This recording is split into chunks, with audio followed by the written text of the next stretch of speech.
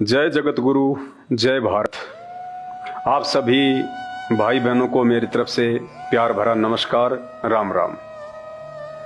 भाई बहनों, विशेषकर भारत देश में जितने भी मेरे हिंदू भाई बहन हैं, जितने भी सनातनी भाई बहन हैं, आप सभी के ऊपर वर्तमान में इस कलयुग में एक बहुत बड़ी मेहर हुई है भगवान की तरफ से, परमात्मा की तरफ से, कि आज वो परमात्मा स्वयं धरती पे प्रकट है। आपको मेरी बातें थोड़ी अजीब सी लग रही होंगी, क्योंकि इस तरह की बातें आज से पहले किसी ने नहीं की।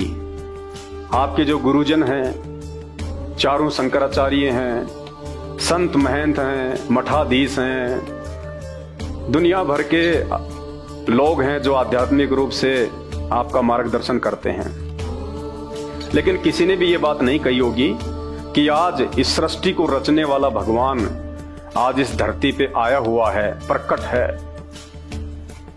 क्योंकि आप लोगों को तो भगवान के विषय में कह रखा है कि वो तो निराकार है, दिखाई नहीं देता।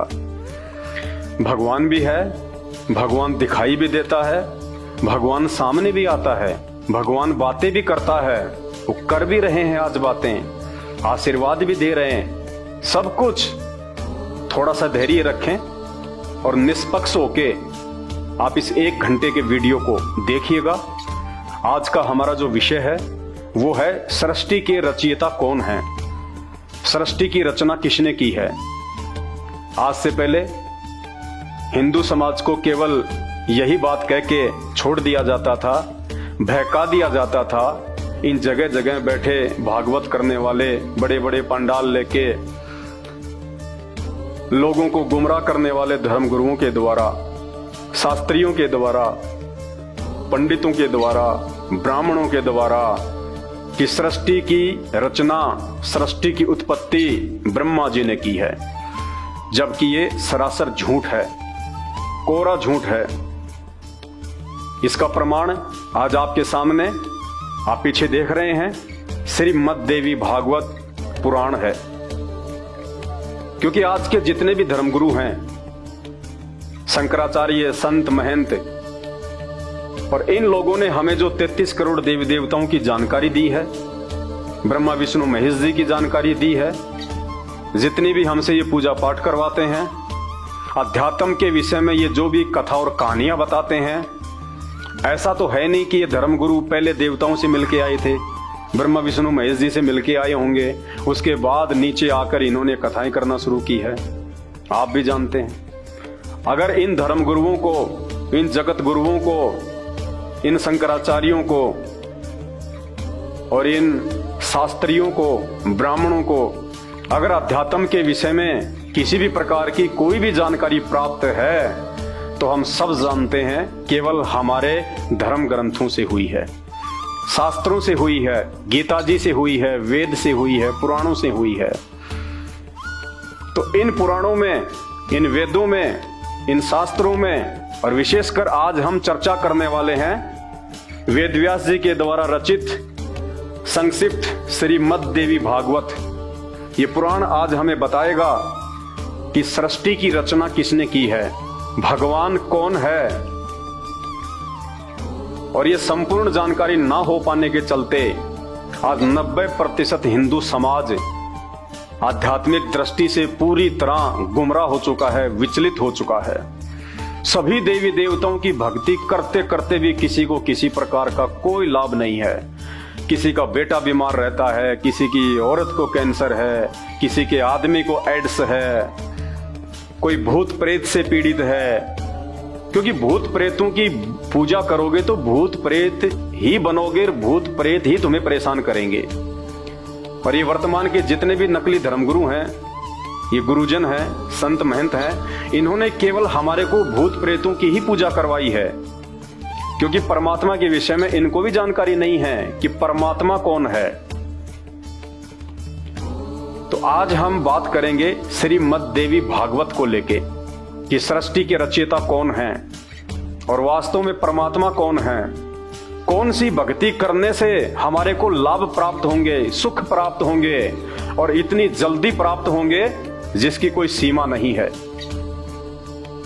तो जैसे ही हमारे इन धर्मगुरुओं को भगवानों के विषय में, देवताओं के विषय में इन शास्त्रों से ही जानकारी प्राप्त हुई है, तो इन्हीं शास्त्रों में इन वर्तमान के ब्राह्मणों के विषय में, इन वर्तमान के पंडितों के विषय में, ब्राह्मण और पंडित, ये जो शब्द आप मेरे मुंह से सुन रहे हैं, इसका मतलब कोई जाति विशेष नहीं है। नहीं, ब्राह्मण और पंडित आध्यात्मिक मार्ग में उस व्यक्ति को कहा जाता है जो आध्यात्मिक तौर पे किसी का मार्गदर्शन करता है। जैसे संत महंत हैं, मंडलेश्वर हैं, शंकराचार्य हैं, जगह जगह श्री कृष्ण जी की और रामायण का पाठ करने वाले जितने भी छोटे मोटे संत हैं, इनके विषय में इनको ब्राह्मण कहा जाता है, इनको पंडित कहा जाता है। शास्त्रों में जहां भी ब्राह्मण शब्द का प्रयोग है वो आम व्यक्ति या किसी जाति के लोगों के लिए नहीं है, गुरु पद पे बैठे इन संतों के लिए है। तो इन ब्राह्मणों के विषय में, इन धर्म गुरुओं के विषय में हमारे शास्त्र क्या कह रहे हैं, एक नजर डाल लीजिएगा। आपकी आंखें फटी की फटी रह जाएंगी, क्योंकि विशेषकर हम हिंदू समाज से जुड़े भाई बहनों की सबसे बड़ी जो कमजोरी है वो यही रही है कि हमने कभी भी इन शास्त्रों को नहीं पढ़ा। हमने कभी खोल के देखा ही नहीं इन पुराणों को, गीता जी को, कि इनमें क्या लिखा हुआ है भगवान के विषय में, भक्ति के विषय में। और ये जानकारी ना हो पाने के चलते इन नकली ज्ञानहीन धर्म गुरुओं ने भक्ति का हिंडोला बना दिया। आप और हमारी जैसी भोली आत्माओं को भ्रमित कर दिया। जो भी भक्ति साधना इन्होंने बताई, जो भी जादू जंत्र टोने टोटके इन्होंने बताए, हमने लाभ प्राप्त करने के दृष्टि से उनको अपना लिया। नहीं, परमात्मा एक है, उसको पाने का मार्ग भी एक ही है, और उसको प्राप्त करवाने वाला संत भी आज पूरी धरती पे एक ही है। वीडियो को ध्यान से और धैर्य से देखिए। आगे वीडियो शुरू करें उससे पहले हम उस परमपिता परमेश्वर की वंदना करते हैं, उनसे आशीर्वाद प्राप्त करते हैं, ताकि मुझे भी, आप भाई बहनों को उन्हीं से प्राप्त ज्ञान को समझाने में सुविधा हो और आपको भी बड़ी आसानी से ये समझ में आ जाए। परमपिता परमात्मा सारी सृष्टि के रचनहार, कुल मालिक, असंख्य ब्रह्मांडों के स्वामी, जगत गुरु, तीनों लोकों में प्रवेश करके सबका पालन पोषण करने वाले राजाधिराज, आत्माधार, नाथों के नाथ, देवों के देव महादेव, सर्वेश्वर, महेश्वर, मृत्युंजय, अजरो अमर, आदि अनादि, सनातनी प्रभु, जगत पिता जगदीश्वर, श्री श्री 1008 की उपाधि के एकमात्र वास्तविक अधिकारी, शब्द स्वरूपी राम, अकाल मूरत, परम पूज्य, परम धनी, परम संत, परम हंस, संत शिरोमणि, कबीर देव, सतगुरु रामपाल जी भगवान के चरण कमल में हम सभी भाई बहनों का अनंत कोटि दंडवत प्रणाम। तो शुरुआत करते हैं आज के वीडियो की। थोड़ा धैर्य से, थोड़ा ध्यान से सुनने का प्रयास करें, क्योंकि ये जो मानव शरीर हमें परमेश्वर ने दिया है, ये 84 लाख योनियों से भिन्न योनि है, और इसकी कीमत का आकलन नहीं लगा सकते। ये शरीर केवल हमारे को परमात्मा की प्राप्ति के लिए मिलता है, भक्ति करने के लिए मिलता है, ताकि हमारी मुक्ति हो जाए, क्योंकि 84 लाख योनियों में मुक्ति नहीं है इस मानव योनि के अलावा। और इस शरीर को ऐसे ही छोटी मोटी भक्ति करके, किसी भी ऐरे गहरे धर्म गुरु के द्वारा जो भी साधना, जो भी दीक्षा दे दी गई, उसी को फाइनल मान के यदि आप आंख बंद करके करना शुरू कर देते हैं तो मुक्ति संभव नहीं है, उल्टी दुर्गति संभव है। तो वो एकमात्र परमात्मा, उसकी भक्ति और उसकी भक्ति का मार्ग इस पृथ्वी पे आके आज मानव शरीर में उस कबीर परमेश्वर सतगुरु रामपाल जी महाराज जी ने ठीक ठीक बताई है, और अपने मुंह से उआबाई नहीं बताई। ये जितने भी धर्मगुरु जिन शास्त्रों को आधार बना के आपको कथाएं सुनाते हैं, इन्हीं शास्त्रों में से निकाल निकाल के उंगली रख रख के बताई है। इन्होंने केवल आपको मीठी मीठी बातें सुना के, भिलनी और राम की, श्री कृष्ण जी और सुदामा की मीठी मीठी कथाएं सुना सुना के केवल इन्होंने धर्म को धंधा बना के अपना पेट भरा है। इनको आपके सुख दुख से कोई लेना देना नहीं है। तो इन पंडितों के विषय में, इन ब्राह्मणों के विषय में, कि गुरु पद पे बैठे हुए जगह जगह तमाम ज्ञानहीन धर्म गुरुओं के विषय में श्रीमद् देवी भागवत क्या कह रही है कि वर्तमान के जो ब्राह्मण हैं, जो कलयुग के ब्राह्मण हैं, वो क्या हैं, उनका स्वभाव कैसा होगा, उनका चरित्र कैसा होगा, धर्म के प्रति उनका ज्ञान कैसा होगा, सब कुछ हमारे धर्मशास्त्रों में लिखा हुआ है। अगर हम इनको पहले ही अपनी आंखों से पढ़ लेते तो शायद आज हम धोखा नहीं खाते इन नकलियों के चक्करों में आके। आज हम अपनी दुर्गतियां नहीं करवाते, एक परमेश्वर की भक्ति करते, सच्चा सतगुरु बनाते और फिर हमारे सारे काम ऐसे होते बड़ी आसानी से। तो देखिए, श्रीमद् देवी भागवत सचित्र मोटा टाइप, केवल हिंदी, ये गीता प्रेस गोरखपुर से प्रकाशित है। आप इसको किसी भी ऐसी जगह से जहां पे ये मिलते हैं आप लाके 150-200 रुपए का आएगा, आप इसको पढ़िएगा और फिर देखिएगा कि आज तक इन नकली धर्मगुरुओं ने भगत समाज को, हिंदुओं को ये सच्चाई क्यों नहीं बताई। तो ये इसका पेज नंबर 425 है, ध्यान से देख लीजिएगा। और ये छठा स्कंद है, छठा स्कंद और पेज नंबर 425। एथेंटिक है, ओरिजिनल है, किसी प्रकार की कोई मिलावट नहीं है। जो चीजें आपको यहां दिखाई जाएंगी जब आप बाजार से लेके आएंगे वही चीज आपको मिलेगी। तो परम पूज्य सतगुरु रामपाल जी भगवान ने जो शास्त्रों में सच्चाई जो बताई है, दास उन्हीं के आदेश अनुसार, दास उन्हीं के वचन अनुसार सारी चीजें आपको बता रहा है। आप समझने का प्रयास करें और इस काल के जाल से निकलें, इन नकली धर्मगुरुओं को त्यागें जो आपका जीवन बर्बाद कर रहे हैं। आपका मानव शरीर, आपकी श्वासें दिन प्रतिदिन बर्बाद होती जा रही हैं। तो वर्तमान के जो ब्राह्मण हैं, जो पंडित हैं हिंदुस्तान में जितने भी हैं, छोटे से लेके बड़ा, उनके विषय में क्या लिखा गया है। जन्मेजय ने पूछा, ये जन्मेजय कौन था? ये पांडवों का अंतिम वंशज था, राजा परीक्षित का बेटा जन्मेजय। जन्मेजय वेदव्यास जी से पूछ रहे हैं किस युग में धर्म का कैसा स्वरूप है, इस संपूर्ण विषय को विशेष रूप से बताने की कृपा करें। तो व्यास जी क्या बोल रहे हैं, सुनो, मैं इस विषय में तुम्हें एक दृष्टांत दे रहा हूं। साधु पुरुषों के चित्त भी युग के प्रभाव से प्रभावित होकर भ्रम में पड़ जाते हैं। राजेंद्र, जैसे तुम्हारे पिताजी थे यानी राजा परीक्षित, जिन्होंने काल प्रभाव से, बहुत अच्छे राजा थे, धर्म में बहुत रुचि थी, उसके बाद भी काल के प्रभाव से उन्होंने एक तपस्वी के गले में मरा हुआ सांप डाल दिया। उस तपस्वी ने उनको श्राप दे दिया, जिस कारण से उनको तक्षक नाग ने डसा और उनकी मृत्यु हुई।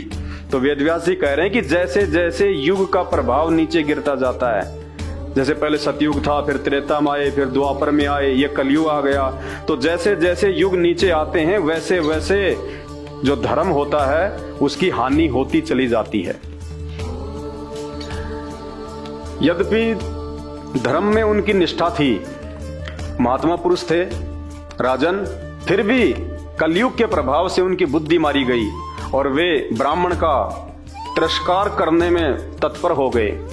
अन्यथा यताति के उच्च कुल में उत्पन्न हुए वे क्षत्रिय नरेश एक तपस्वी के गले में मरा हुआ सर्प क्यों लपेटते? राजन, ये सब युग का प्रभाव है। राजन, ये निश्चय है कि सतयुग में ब्राह्मण वेद के पूर्ण विद्वान थे, उनके द्वारा निरंतर भगवती जगदम्बा यानी दुर्गा जी का आराधना होती थी। अब देखिए, आप इसको ध्यान से पढ़िएगा। वेदव्यास जी कह रहे हैं कि सतयुग के ब्राह्मण वेदों के पूर्ण विद्वान थे और उनके द्वारा जो पूजा पाठ जो की जाती थी और जो करवाई जाती थी वो किसकी? दुर्गा जी की, जगदम्बा की। जबकि ये सरासर झूठ है, कोरा पाखंड है, इसमें कोई सच्चाई नहीं है। वेदव्यास जी को भी संपूर्ण आध्यात्मिक ज्ञान नहीं था। वेदव्यास जी की ड्यूटी भगवान के द्वारा केवल लिखवाने की थी, शास्त्र लिखवाने की थी। कौन सा भगवान? नकली भगवान। कौन सा नकली भगवान? ब्रह्मा विष्णु महेश का पिता, काल, दुर्गा का पति, जो सबको उलझा के रखता है इस अज्ञान में। तो उस काल के द्वारा वेदव्यास जी की ड्यूटी केवल ये शास्त्रों को लिखने की थी। तो वेदव्यास जी को भी संपूर्ण ज्ञान नहीं है और वेदव्यास जी कह रहे हैं कि सतयुग के ब्राह्मण वेदों के पूर्ण ज्ञाता थे और निरंतर भगवती जगदम्बा की आराधना करते थे। अब वेदव्यास जी से कोई पूछे या वर्तमान के नकली संतों से कोई पूछे, इन शंकराचार्यों से कोई पूछे जो वेदों की पूर्ण ज्ञाता हैं, आप भी लाके वेदों को देख सकते हैं। समझ तो नहीं सकते, लेकिन आप उनको जो है वो पढ़ सकते हैं। चारों वेदों में कहीं भी जगदम्बा शब्द नहीं मिलेगा, आपको दुर्गा शब्द नहीं मिलेगा। चारों वेदों में कहीं भी आपको जो है शेरा वाली माता, जगदम्बा, दुर्गा, इसकी पूजा का विधान नहीं मिलेगा, नाम ही नहीं मिलेगा आपको। ना श्री कृष्ण का नाम मिलेगा, ना किसी राम का नाम मिलेगा चारों वेदों में। अरे जब नाम ही नहीं है तो फिर पूजा कहां से आ गई? और इसी देवी भागवत पुराण में ये देवी, ये जगदम्बा स्वयं कह रही है कि मेरी भी पूजा नहीं करनी चाहिए, पूजा मेरे पति की करनी चाहिए, जिसको काल कहते हैं, जिसको ब्रह्म कहते हैं। आगे आपको वीडियो के द्वारा बताएंगे। फिलहाल इस कलयुग के जो ब्राह्मण हैं, वर्तमान के जो धर्म गुरु हैं, ये क्या हैं और कैसे हैं और कितना इनको शास्त्रों का ज्ञान है, वेदव्यास जी बता रहे हैं। राजन, ये निश्चय है कि सतयुग में ब्राह्मण वेद के पूर्ण विद्वान थे। उनके द्वारा निरंतर भगवती जगदम्बा की आराधना होती थी, जो कि कोरा झूठ है। भगवती का दर्शन करने के लिए उनका मन सदा लालायित रहता था। गायत्री के ध्यान, प्राणायाम और जप में वे अपना सारा समय व्यतीत करते थे। माया बीज का जप करना, देखो माया बीज का जप करना, जबकि चारों वेदों में केवल ओम नाम का जाप लिखा हुआ है, केवल ओम नाम। इसके अलावा चारों वेदों में दूसरा कोई भी मंत्र जाप नहीं है। और चारों वेदों का सार गीता जी अध्याय नंबर 8 और श्लोक नंबर 13, ओम इति एक अक्षर ब्रह्म व्यवहारण माम अनुसमरण ये प्रियाति तजम देहम सयाति प्रमाम गतम। केवल एक ओम मंत्र का जाप पूरी गीता जी में, बाकी कोई हरे रामा हरे कृष्णा राधे राधे श्याम मिला दे ओम नमः भागवते कुछ नहीं है। ओम नमः शिवाय कोई मंत्र जाप नहीं है पूरी गीता जी में, चारों वेदों में, एक ओम मंत्र के अलावा। फिर ये माया बीज कहां से आ गया? ये उन ब्राह्मणों की अपनी सोच, मनमुखी सोच, इसीलिए तो आज ये पूरे समाज का बेड़ा गर्क करके बैठे हैं। माया बीज का जप करना उनका प्रधान कार्य था, जबकि गीता जी में चारों वेदों में माया बीज का कोई जिक्र ही नहीं है। मनमुखी, प्रत्येक गांव में शक्ति मंदिर का उद्घाटन हो, इस विषय की उनके मन में बड़ी उत्सुकता रहती थी। प्राय सब लोग सत्य, दया और सोच से युक्त होकर अपना कार्य संपन्न करते थे। तत्व ज्ञान के पारगामी उन ब्राह्मणों को तत्व ज्ञान की तो उन ब्राह्मणों को छींट भी नहीं थी। छींट भी क्या होती है? छींट भी नहीं थी उनको। वो जानते नहीं थे कि ये तत्व ज्ञान होता क्या है। तत्व ज्ञान होना तो बहुत दूर की बात है। उस तत्व ज्ञान से लबालब आज सतगुरु रामपाल जी हैं इस पूरी धरती पे, पूरी पृथ्वी पे। इनके अलावा किसी को तत्व ज्ञान की छींट भी नहीं है। गीता जी अध्याय नंबर 15 श्लोक नंबर 104, गीता जी अध्याय नंबर 4 श्लोक नंबर 34, भगवान कह रहे हैं कि अर्जुन, अगर तुझे पूर्ण आध्यात्मिक ज्ञान चाहिए, पूर्ण मोक्ष की जानकारी चाहिए, 84 लाख योनियों से बाहर निकलना है, और यहां भी अगर तुझे सुख प्राप्त करना है जब तक तेरा जीवन है, तो किसी तत्वदर्शी संत की खोज करके उसके बताए अनुसार भक्ति कर।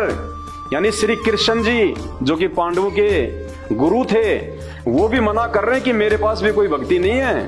वो कह रहे हैं कि किसी तत्वदर्शी संत की खोज कर। अगर श्री कृष्ण जी स्वयं ही तत्वदर्शी संत होते तो अर्जुन को कह देते कि मैं ही हूं वो तत्वदर्शी संत अर्जुन, लेकिन नहीं, वो तत्वदर्शी संत ना तो श्री कृष्ण जी को प्राप्त था, ना श्री अर्जुन जी को प्राप्त था। ये आप और हमारा सौभाग्य है कि वो तत्वदर्शी संत आज इस धरती पे संत रामपाल जी के रूप में प्रकट है। तत्व ज्ञान के पारगामी उन ब्राह्मणों द्वारा जो भी कर्म होता था उसमें सत्य, सोच और दया से ये तीनों गुण निहित रहते थे। सतयुग के क्षत्रियों का प्रधान कर्म था प्रजाओं का भरण पोषण करना। वैश्य लोग सदा खेती, व्यापार और गौ की सेवा में तत्पर रहते थे। राजन, उस पुण्य में सतयुग के शूद्रों के मन में सदा यही भावना रहती थी कि हम दूसरों की सेवा करें। उस श्रेष्ठ युग में प्राय सभी वर्ण भगवती शक्ति जगदम्बा की पूजा करते थे। कैसे सुख प्राप्त होगा? जो जगदम्बा खुद अपनी भक्ति करने के लिए इसी देवी भागवत पुराण में राजा हिमालय को उपदेश देते समय कह रही है कि राजन, मेरी भी पूजा व्यर्थ है, मेरी भी पूजा नहीं करनी चाहिए। और ये सतयुग के ब्राह्मण जो अपने आप को ये तत्वज्ञानी समझते थे, ये निरंतर जगदम्बा की ही पूजा करते रहते थे। आपको पता चलेगा, वीडियो ध्यान से देखना आगे। फिर क्या कह रहे हैं? धर्म की यही स्थिति त्रेता में भी रही, परंतु कुछ हास हो गया। यानी सतयुग के बजाय त्रेता युग में धर्म का कुछ पतन हो गया। सतयुग की जो स्थिति थी वह द्वापर में विशेष रूप से डाउन हो गई। राजन, अब देखिए ध्यान से भाई और बहनों, राजन, उन प्राचीन युगों में जो राक्षस समझे जाते थे, कौन से युगों में? सतयुग, त्रेता और द्वापर में जो राक्षस समझे जाते थे, राक्षस, उन प्राचीन युगों में, उन 3 युगों में जो राक्षस कहे जाते थे, जो राक्षस समझे जाते थे, वो कौन होंगे? वे कलयुग में ब्राह्मण माने जाते हैं।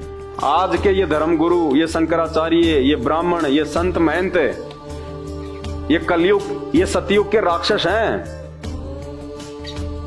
कोई अपनी तरफ से नहीं बोल रहा, तुम्हारी आंखों के सामने लिखा हुआ है। मार्केट से 200 रुपए खर्च होंगे, लाके पढ़ लेना। क्या कह रहे हैं ये पुराण? वेदव्यास जी कह रहे हैं जन्मे जी को कि सतयुग में जो राक्षस समझे जाते थे, राक्षस कौन होते हैं? जो लोगों को जो दुखी करते हैं, जो बेवजह लोगों को जो ठगते थे, जो पाखंड करते थे, जिनमें कोई दया नाम की कोई चीज नहीं होती।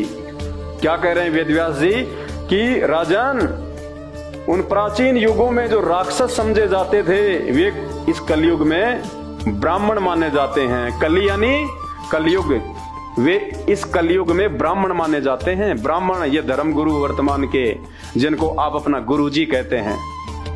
जितने भी सारे के सारे आ गए, नाम लेने की आवश्यकता नहीं है, क्योंकि नाम तो सबका मैं जानता नहीं।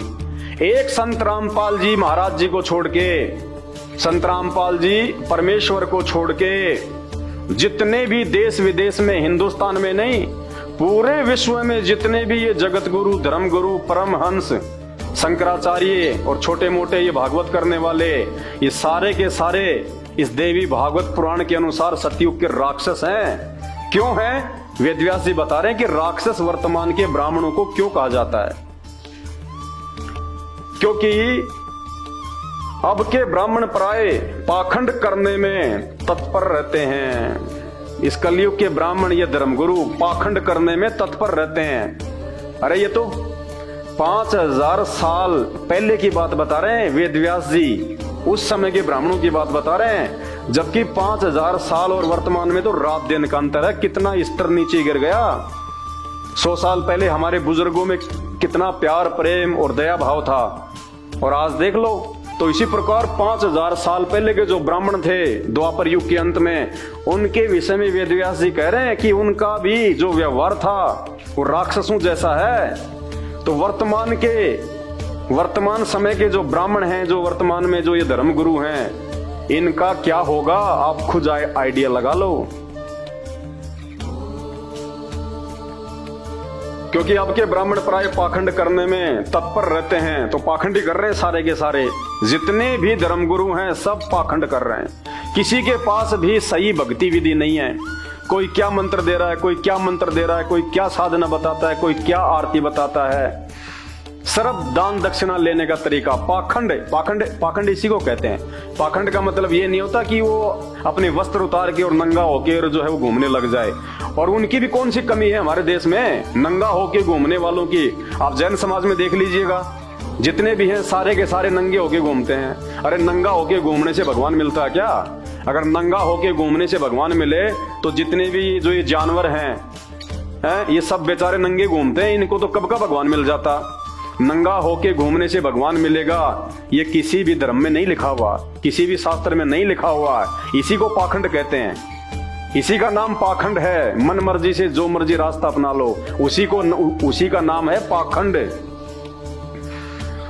क्योंकि अब के ब्राह्मण प्राय पाखंड करने में तत्पर रहते हैं। दूसरों को ठगना, पूजा के नाम पे, हवन के नाम पे, दान दक्षिणा के नाम पे तुम ये करोगे तो तुम्हारे घर में ऐसा हो जाएगा, वास्तु के नाम पे, ज्योतिष के नाम पे, तंत्र के नाम पे, जंत्र के नाम पे, मंत्र के नाम पे ये पूजा पाठ करो, तुम्हारा काम धंधा ठीक हो जाएगा।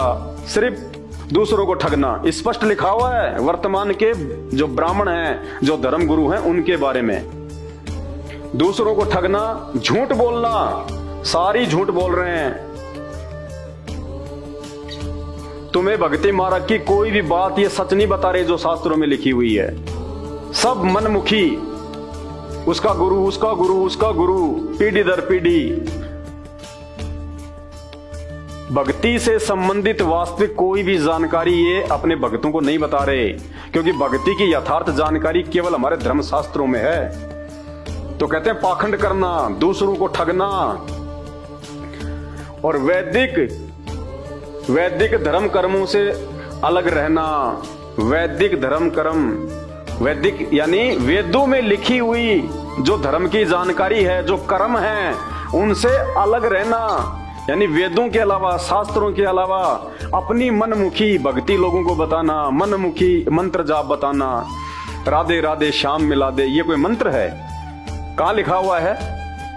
श्री कृष्ण जी ने जाप किया था या फिर राधा जी ने जाप किया था ये मंत्र, राधे राधे श्याम मिला दे, हरे रामा हरे कृष्णा? बताइए, श्री कृष्ण जी ने कभी कहा कि तुम हरे रामा हरे कृष्णा जपो? श्री कृष्ण तो उनके शरीर का नाम था। श्री कृष्ण तो बेचारे खुद दुर्वासा को अपना गुरु बना के ओम नाम का जाप किया करते थे। श्री रामचंद्र जी त्रेता युग में वशिष्ठ को अपना गुरु बना के ओम नाम का जाप किया करते थे।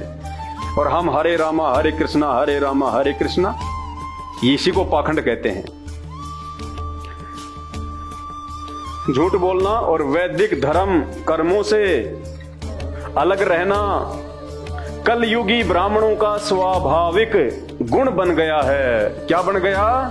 कलयुगी ब्राह्मणों का स्वभाव बन गया ये।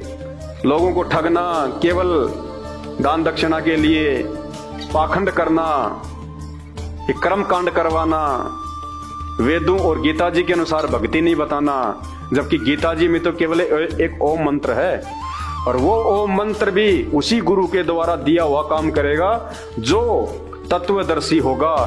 तो तत्वदर्शी गुरु, तत्वदर्शी संत वर्तमान में इस पूरी धरती पे संत रामपाल जी के अलावा दूसरा नहीं है। एक बार सत्संग सुन के देखना। इस वीडियो के ऊपर लिंक में आपको एक सृष्टि रचना का लिंक मिलेगा, 2.5-3 घंटे का सत्संग है। बाकी YouTube पे जाके सर्च करना सृष्टि रचना संत रामपाल जी महाराज, आपकी आंखें खुल जाएंगी कि आज से पहले हम कहां सोए पड़े थे। कलयुगी ब्राह्मणों का स्वाभाविक गुण बन गया है। क्या लिखा हुआ है आगे? वे कभी वेद नहीं पढ़ते। अरे जो वेद ही नहीं पढ़ेगा वो वेद के अनुसार भक्ति कहां से करवाएगा? ये व्यास जी लिख रहे हैं। 5,500 साल पहले के पंडित भी वेद नहीं पढ़ते थे। मनमुखी जाप, मनमुखी मंत्र, मनमुखी साधना, मनमुखी सारे के सारे कर्म कांड। तो वर्तमान के ब्राह्मण तो कहां से वेद पढ़ेंगे? और अगर वो पढ़ेंगे तो कहां से उनको समझ में आएंगे? वे कभी वेद नहीं पढ़ते। शूद्रों की सेवा में तत्पर रहते हैं। यानी कोई भी कहीं भी उनको पूजा पाठ के लिए बुला लो, तुरंत दौड़ चले जाएंगे, क्योंकि अच्छी दान दक्षिणा मिलेगी। शूद्रों की सेवा में सदा तत्पर रहते हैं। दंभ करने वाले लोग कलयुग में चतुर कहलाते हैं। दंभ करने वाले यानी पाखंड करने वाले, अभिमान करने वाले लोग इस कलयुग में चतुर कहलाते हैं। मीठा मीठा बोलने वाले, राम और भिलनी की कथा ढोलक पेटी लेके सुनाने वाले, आपको ऐसे ऐसी हृदय विदारक बातें बताएंगे, मीठी मीठी, आपकी आंखों से आंसू आएंगे। और उस पंडाल से बाहर निकलते फिर वही लड़ाई झगड़ा, मन में टेंशन, सो चिंता, उसका लेना उसका देना। क्योंकि मनमुखी भक्ति से कभी मन शांत हो ही नहीं सकता, चाहे आपको कोई कितना ही अपने स्वार्थ के लिए लुभाने का प्रयास करे। ब्राह्मणों में अभिमान भरा रहता है। अभिमानी हो गए, कोई इनसे सवाल कर ले गोल मटोल कर जाते हैं, जवाब नहीं देते। आप देखते नहीं है देवकी नंदन ठाकुर जी, इनसे माइक पे कोई सवाल कर लेता है कि शिवलिंग के ऊपर दूध चढ़ाने से क्या फायदा है, वो तो गंदगी में जाता है। आप देखते हैं उनके वीडियो कैसे डांट मारते हैं। अरे भैया, वो लोग शास्त्र पढ़ के तुमसे सवाल कर रहे हैं, तुम भी शास्त्र पढ़ के जवाब दो जो लिखा हुआ है जो शास्त्रों में। शिवलिंग की पूजा कहाँ लिखी हुई है, कौन से वेद में लिखी हुई है? गीता जी में कहाँ कहा है कि आपको शिवलिंग की पूजा करनी चाहिए? मनमुखी साधना खुद भी कर रहे हो, लोगों को भी करवा रहे हो, अंत में खुद भी नरक में, तुम्हारे भगत भी नरक में। तो क्या कह रहे हैं व्यास जी? देखो, ये बातें मैं नहीं बोल रहा अपनी तरफ से, ना मेरे गुरुदेव ने बोली अपनी तरफ से।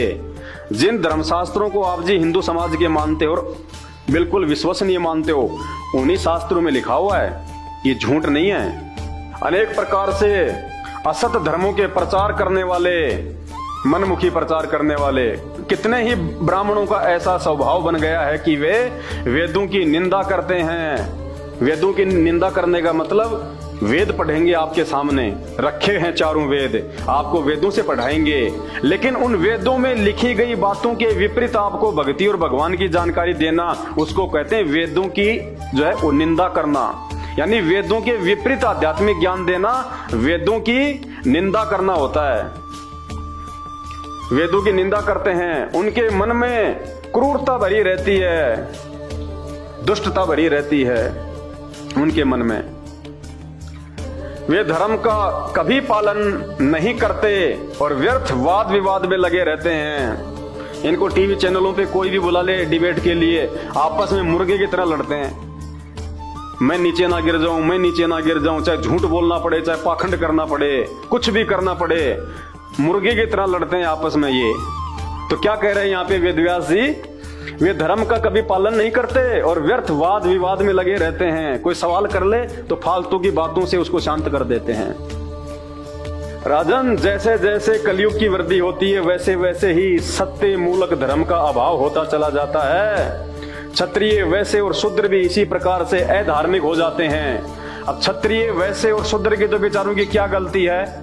जब ब्राह्मण उनको ज्ञान ही उल्टा बताएंगे, उनको शास्त्रों से विपरीत भक्ति बताएंगे, कोई सही भगवान की जानकारी नहीं देंगे, तो बिना भक्ति के तो जीव का भला हो ही नहीं सकता। तो आम व्यक्ति की विचारों की क्या जानकर जो है वो गलती है? भाई जैसे खेत है, उस खेत की बेचारे की क्या गलती है? उस खेत में जो बीज डालने वाला डालेगा, खेत तो वैसा ही उत्पन्न कर देगा। खेत में अगर भांग डालोगे तो बेचारा भांग पैदा कर देगा, गेहूं डालोगे तो गेहूं पैदा कर देगा। वो तो डालने वाले की गलती है, वो कौन सा बीज डाल रहा है। तो भक्तों की कोई गलती नहीं है, आप और हमारी कोई गलती नहीं है। हमें जैसा इन धर्म गुरुओं ने भक्ति बता दी, हमने वैसी कर ली और आज सबके सब दुखी हैं। सबके घर में महाकष्ट, लड़ाई झगड़े, बीमारी, किसी को सुख नहीं है। भक्ति करते करते भी ना किसी की कोई मर्यादा है। भक्ति भी कर रहे हैं, आरती भी कर रहे हैं, मन में आए तब अपना कोई नशा भी कर लेते हैं, मांस भी खा लेते हैं, गुटखा और जर्दा भी खा लेते हैं। चोरी जारी, रिश्वतखोरी, भ्रष्टाचारी, मिलावट करना, क्योंकि मर्यादा नहीं है। मर्यादा हो ही नहीं सकती जब तक आप शास्त्रों के अनुसार भक्ति और अपना सच्चा गुरु बना के नहीं करोगे, तब तक आपकी मर्यादा रह ही नहीं सकती। और बिना मर्यादा के आपको भक्ति से कोई लाभ नहीं मिल सकता। इसी प्रकार से अधार्मिक हो जाते हैं। यही दशा कलयुग में इत्र वर्णों की भी है। पाप करने और झूठ बोलने में किसी को कोई हिचक नहीं है। राजन, शूद्र के धर्म से संबंध रखने वाले कलयुगी ब्राह्मण सदा प्रतिग्रह लेने में तत्पर रहेंगे। और भी बहुत सारी बातें इसमें लिखी हुई है।